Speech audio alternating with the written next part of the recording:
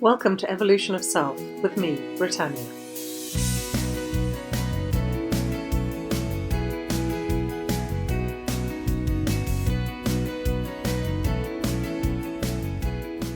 Hello. So this week I want to talk to you about how we project things onto other people and we make it them that's wrong or them that needs to be changed or fixed. And it's really interesting because we do this as individuals in our personal relationships, but we actually do this as well as organizations. So let's start with our individual relationships because they're a little bit less easy to hide in. So quite often when I start coaching with people, they want me to help them fix somebody else or change somebody else or alter someone else's behavior. And the thing that I always tell them is that you cannot change anybody because it's not about changing other people. It's about changing yourself and changing who you are in relation to whatever it is that's causing you disturbance in your life. You can't stop someone from behaving in a certain way, but you can change how you respond to that or how you act or your own way of being. And in that change, it can cause other people to change as well because they can't respond to you or react to you in the same way.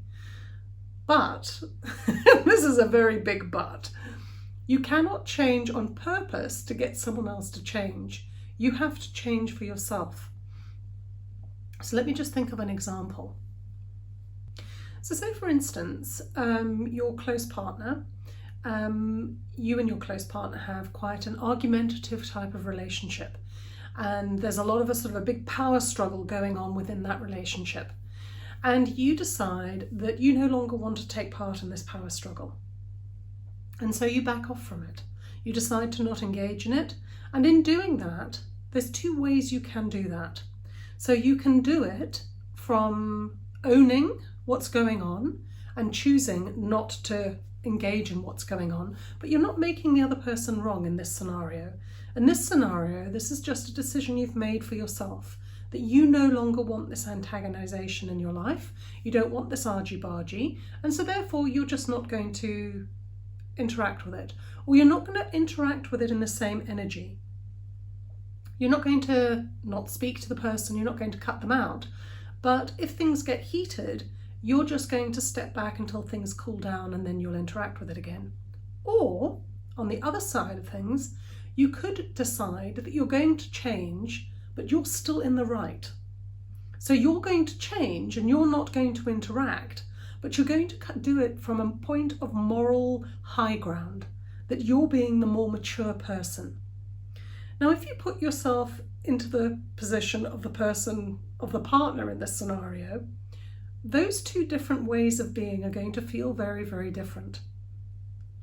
In the first scenario, you're not going to get the response you want, and it might make you angry at first, but most likely you're going to know it's coming from a good place.